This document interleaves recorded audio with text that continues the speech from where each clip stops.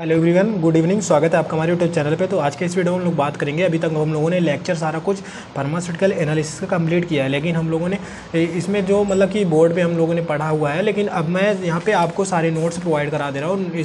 आपको ना इसके बाद मैं हैंड राइटिंग नोट्स भी प्रोवाइड करा रहा हूँ, तो इसको आप नोट डाउन कर लेना। अगर आपने बोर्ड पर नहीं समझ पाया तो आप लेक्चर आप फेस टू फेस देख सकते हो, और वरना फिर आप यहाँ पे नोट्स भी अवेलेबल करा दे रहा हूँ, तो इसको भी देख लेना, ठीक है। तो सबसे पहले मैं बात करूँगा फार्मास्यूटिकल एनालिसिस यूनिट 1 की चैप्टर फर्स्ट, ठीक है। सिलेबस के बारे में बात करूँगा। तो देखिए मैं यहाँ पे जो हमारा सिलेबस में है फार्मास्यूटिकल एनालिसिस, ठीक है, जो हमारा मेन सब्जेक्ट है वही फार्मास्यूटिकल एनालिसिस। इसकी डिफिनीसन देखेंगे, इसको स्कोप देखेंगे, और इसमें डिफरेंट टेक्निक ऑफ एनालिसिस क्या होता है वो देखेंगे। इसके बाद हम लोग देखेंगे मेथड एंड एक्सप्रेसिंग कंसंट्रेशन।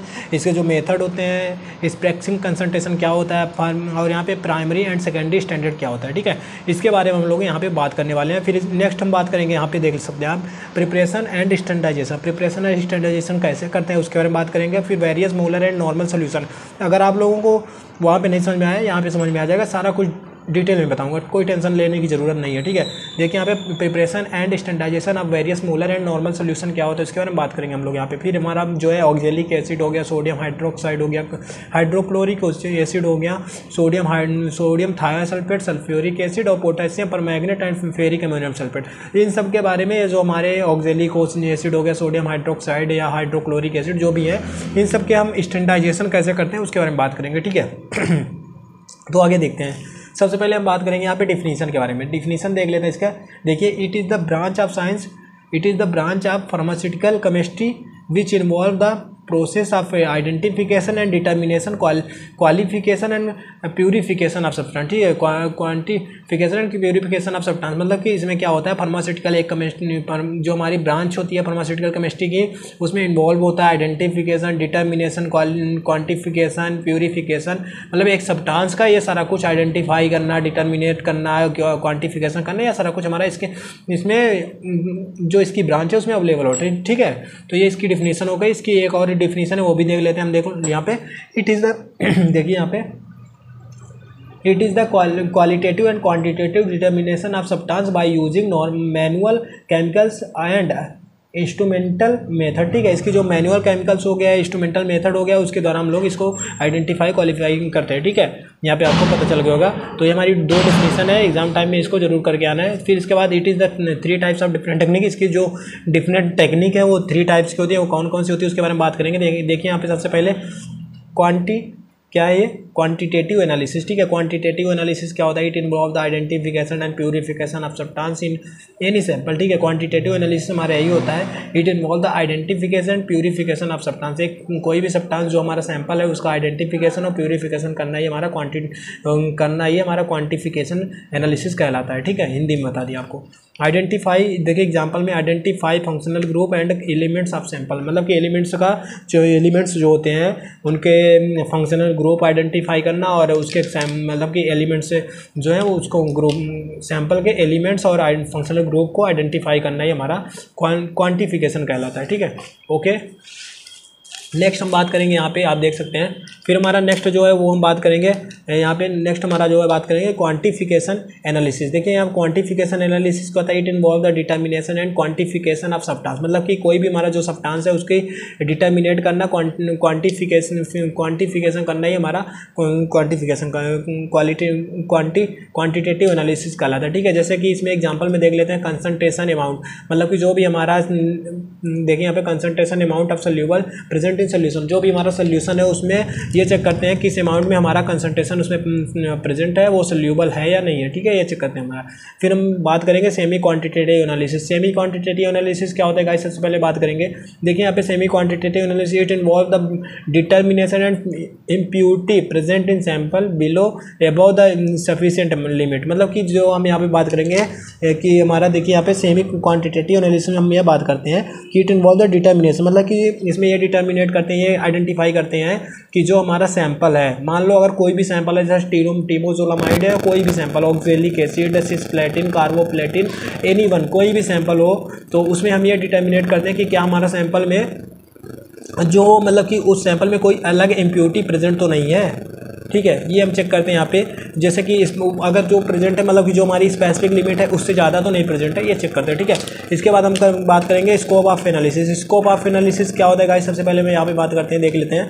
देखिए स्कोप ऑफ एनालिसिस में pharmaceutical analysis play a major role in production of an effective safe and pure drug. मतलब कि जो भी हमारा सेफ एंड प्योर ड्रग होता है फार्मास्यूटिकल एनालिसिस उसको वो मेजर करता है। ठीक है, it is used of following field. इसकी कुछ फॉलोइंग फील्ड है उसके बारे में यूज करते हैं, जो देख लेते हैं। देखिए यहाँ पे क्वालिटी कंट्रोल में जो क्वालिटी कंट्रोल होती है हमारी फार्मा इंडस्ट्री की, एक क्वालिटी कंट्रोल डिपार्टमेंट होता है, उसमें जो हमारी यूज मतलब कि ड्रग जो बनती है उसमें उसकी टेस्टिंग वगैरह होती है।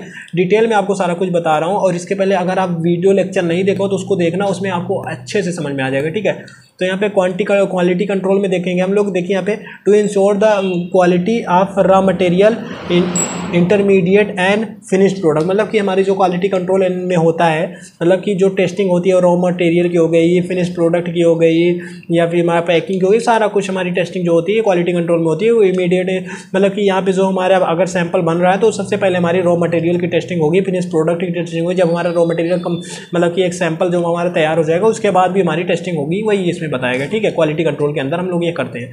Okay, determination of compound, identification of compound. Identification of compound क्या होता है गाइस, इसके बारे में बात करेंगे। ठीक है, देखिए it to defect the pressure of absorbance of one और more compound in an drug.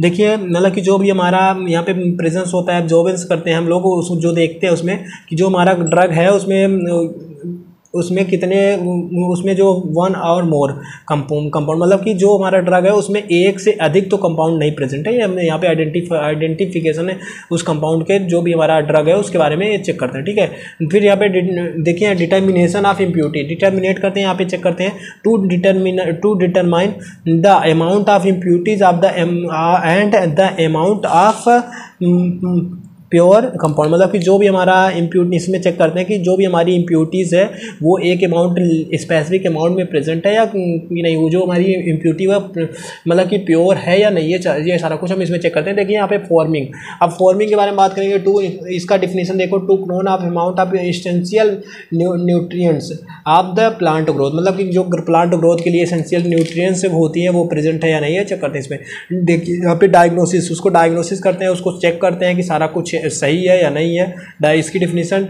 To diagnosis the care of any illness. ठीक है, इसकी अदर्स जो है उसको देख लेते हैं। अदर में क्या क्या आता है, फूड डिटर्मिनेशन हो गया, बायोलॉजिकल सैंपल डिटर्मिनेशन हो गया, डेयरी प्रोडक्ट हो गया, फोरेंसिक, सॉलिड स्टडी, रिसर्च, ये सब सारा कुछ आता है इसके अंदर। ठीक है, डिफरेंट टेक्निक ऑफ एनालिसिस क्या होता है गाइस, इसके बारे में बात करेंगे हम लोग यहाँ पे।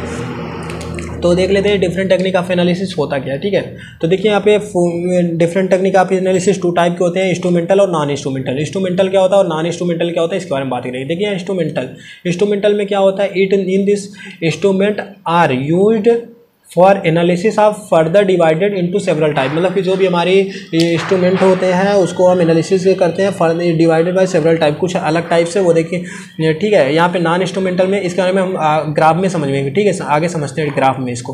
देखिए नॉन इंस्ट्रूमेंटल में क्या है, in this instrument of the not use for the analysis of sample.